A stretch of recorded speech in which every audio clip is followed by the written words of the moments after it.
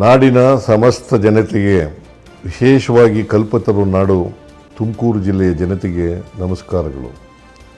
ರಾಜ್ಯದಲ್ಲಿ ಕಾಂಗ್ರೆಸ್ ನೇತೃತ್ವದ ಸರ್ಕಾರ ಅಧಿಕಾರಕ್ಕೆ ಬಂದು ಮೇ 20ಕ್ಕೆ 3 ವರ್ಷಗಳು ತುಂಬುತ್ತವೆ.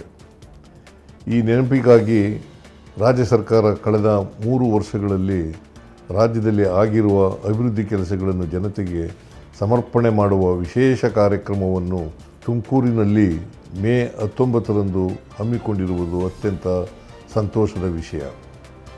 3 ವರ್ಷಗಳ ಹಿಂದೆ ನಮ್ಮ ಸರ್ಕಾರ ಅಧಿಕಾರಕ್ಕೆ ಬರುವ ಮುನ್ನ ಚುನಾವಣಾ ಸಂದರ್ಭದಲ್ಲಿ ಡಾಕ್ಟರ್ ಜಿ ಪರಮೇಶ್ವರ ಅವರ ನೇತೃತ್ವದಲ್ಲಿ ಪಕ್ಷದ ಚುನಾವಣಾ ಪ್ರಣಾಳಿಕೆಯನ್ನು ಸಿದ್ಧಪಡಿಸಿ 5 ಗ್ಯಾರಂಟಿಗಳೂ ಸೇರಿದಂತೆ ಆದ್ಯತಾ ವಿಷಯಗಳನ್ನು ರಾಜ್ಯದ ಜನತೆಗೆ ಆಶ್ವಾಸನೆ ನೀಡಿ ಅಧಿಕಾರಕ್ಕೆ ಬಂದೆವು.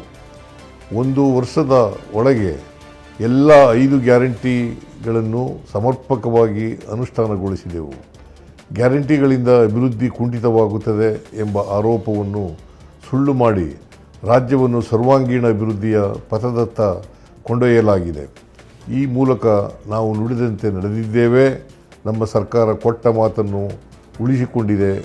ಇದನ್ನು ರಾಜ್ಯದ ಜನತೆಗೆ ಉತ್ತರದಾಯಿತ್ವವಾಗಿ ರಾಜ್ಯ ಸರ್ಕಾರವು ತನ್ನ ಸೇವೆಯ ಸಮರ್ಪಣೆ ಮಾಡುವ ಕಾರ್ಯಕ್ರಮವನ್ನು ಮೇ 19ರಂದು ಕಲ್ಪತರು ನಾಡು ಶೈಕ್ಷಣಿಕ ನಗರಿ ತುಮಕೂರು ನಗರದಲ್ಲಿ 3 ವರ್ಷಗಳ ಸಾಧನೆಯ ಸಾರ್ಥಕ ಸೇವೆಗಳ ಸಮರ್ಪಣೆ ಕಾರ್ಯಕ್ರಮವನ್ನು ಆಯೋಜಿಸಲಾಗಿದೆ.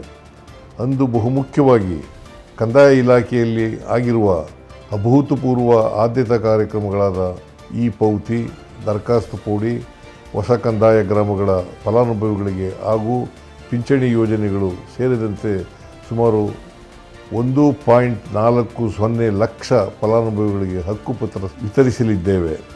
ಅಲ್ಲದೆ ಸುಮಾರು 662 ಕೋಟಿ ಮೌಲ್ಯದ ಅಭಿವೃದ್ಧಿ